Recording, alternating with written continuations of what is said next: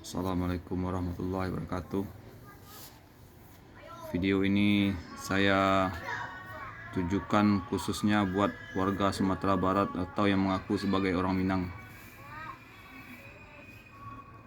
Video ini adalah kritik keras terhadap orang yang mengaku dirinya orang Minang, yang mengaku dirinya Islam, yang mengaku dirinya bertuhankan Allah, bernabi, berimam kepada Nabi Muhammad SAW. Kita sudah tahu bahwa Islam itu adalah agama damai, agama yang memberikan kedamaian, keselamatan, kemaslahatan untuk hidup sendiri bersama-sama bermasyarakat, di mana kita saling berkasih sayang antar sesama.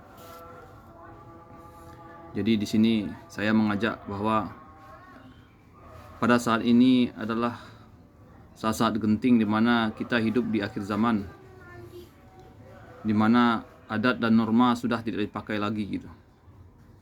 Agama hanya tinggal nama, begitupun norma adat istiadat, adat basandi syarat bahkan di kitabullah hanya sebuah judul yang dibangga-banggakan dan tidak menjadi sebuah pedoman acuan dalam cara berpikir dan bertindak orang Minangkabau pada saat ini. Jadi saya secara pribadi sangat kecewa gitu, terutama di kampung-kampung, terutama di kampung saya gitu. Kenapa begitu banyak laki-laki, perempuan, kalau janda atau duda itu mungkin bisa agak dimaklumi gitu karena pernah menjalani. Walaupun begitu, banyak di antara laki-laki udah berumur 40, 50 tahun ke atas itu nggak menikah gitu. Ada apa gitu? Bukankah nikah itu sunnah Nabi itu? Sunnah Nabi yang harus dijalankan gitu. Dan orang yang tidak mau menikah, kata Nabi, bukanlah umatku gitu. Dan itu banyak sekali gitu di sekitar kita, orang yang mengaku dirinya Islam, mengaku beriman, bahkan mengerti adat istiadat, itu hanya cuek aja gitu, membiarkan saja ini terjadi gitu. Jadi inilah kritik keras dan tajam dari saya bahwa Anda semua hanya beragama hanya sekedar topeng gitu. Nabi Muhammad itu ketika hijrah, ada sahabat-sahabat yang mempunyai istri 2, 3 itu diceraikan dan 1 dikasih buat yang belum menikah gitu. Dan yang kalau udah calon pasangannya itu dijodohkan, dibantu pernikahannya gitu. Begitulah orang dahulu di zaman Nabi, bahkan di zaman waktu nenek kakek kita, waktu adat dan norma adat Minangkabau ini junjung tinggi gitu. Dan mama-mama alim ulama ikut serta gitu, membantu, menolong biaya, menolong acara pernikahan sampai jadi gitu. Dan kehidupan setelah menikah pun dibantu gitu. Bagaimana caranya anak kemenakan mereka dibantu segi pekerjaan dan segi mental agar bisa menjalankan kehidupan layaknya bagaimana manusia normal gitu.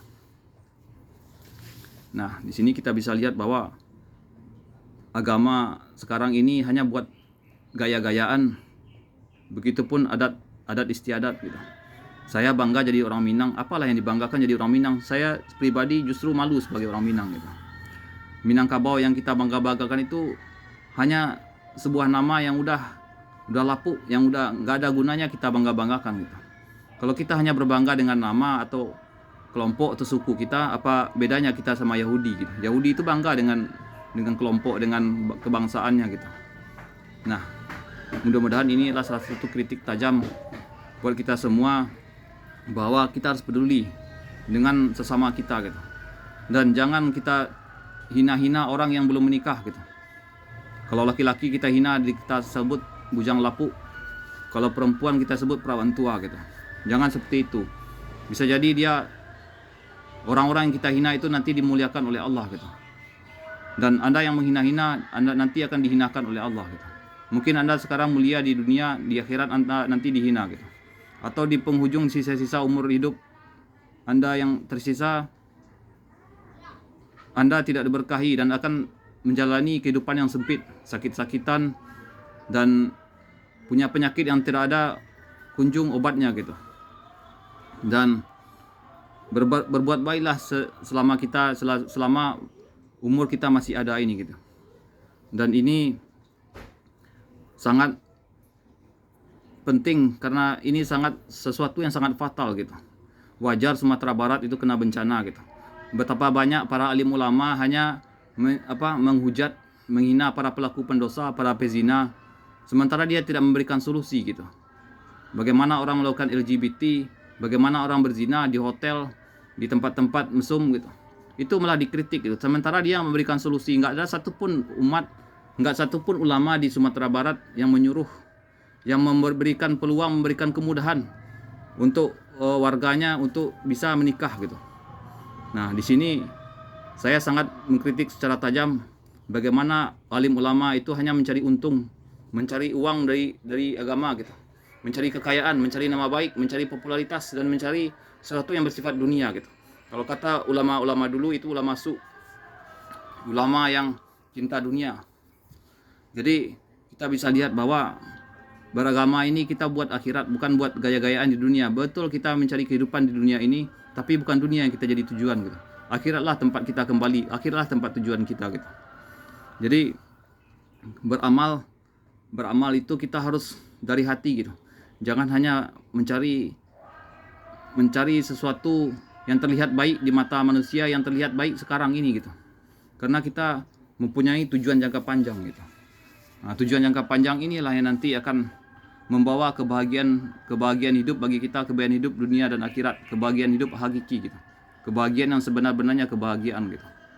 Jadi ibadah yang kita lakukan itu tidak hanya melulu salat saja gitu. Tidak melulu zakat, sedekah, kita haji umrah gitu. Kita menolong sesama, menolong orang yang sedang kesusahan, menolong orang yang menikah. Menolong orang yang menikah itu pahalanya sama dengan pahalanya mati syahid gitu. Apakah berani kita pergi berperang untuk memberikan nyawa kita?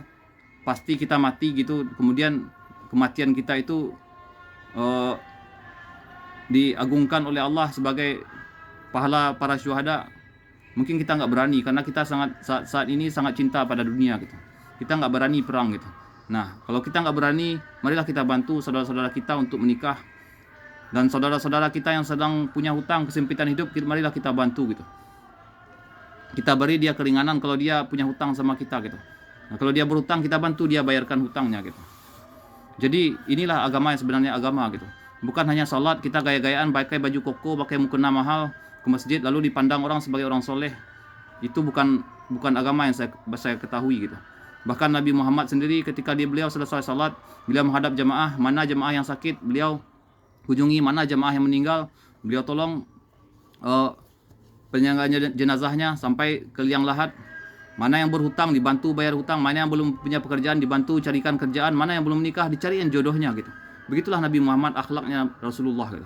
Jadi saya di sini nggak perlu pakai peci, pakai jubah, pakai serban untuk menceramahi atau menghujat atau mengkritik Anda gitu. Di sini saya menghimbau, mengajak, menyadarkan kita semua gitu. Jadi agama itu harus benar-benar dari hati gitu. Harus benar-benar kita itu menjadi Islam kafah gitu. Benar-benar totalitas gitu. Jangan hanya gaya-gayaan, paham dalil, tahu semua ayat, tapi buktinya nggak ada, nol besar gitu. Jadi buat apa kita beragama ini kalau hanya untuk mencari nama di hadapan manusia gitu. Ingin dianggap sebagai orang soleh atau mencari sesuatu nilai yang tidak bisa dibawa nanti ke akhirat nanti gitu. Jadi sekian kritik pedas dari saya ini buat saudara-saudara semua warga, terutama warga Minangkabau, warga Sumatera Barat yang mengaku sebagai orang Minang. Saya sendiri malu sebagai orang Minang, dan jangan anggap Anda bangga dulu sebagai orang Minang kalau Anda hanya sebagai gaya-gayaan aja gitu. Jadi sekian pemaparan kali ini, mudah-mudahan saudara-saudara semua sadar gitu, menjadi lebih sadar dan peduli sesama gitu. Kalau enggak ya saya berharap kalau bolehlah saya berdoa, kalau dengan doa yang buruk mungkin saya berharap Sumatera Barat itu udah ditimbun bencana, dihantam gempa bumi, atau musibah-musibah longsor seperti kemarin gitu. Tapi kalau bisa janganlah kita berdoa yang buruk, kalau bisa yang baik. Maka untuk itu, sebelum kejadian-kejadian buruk apapun kejadian yang akan menimpa kita, lebih baik kita berusaha untuk mencegah dan berusaha memperbaiki diri, berbuat baik, menolong sesama gitu. Hanya sekian. Assalamualaikum warahmatullahi wabarakatuh.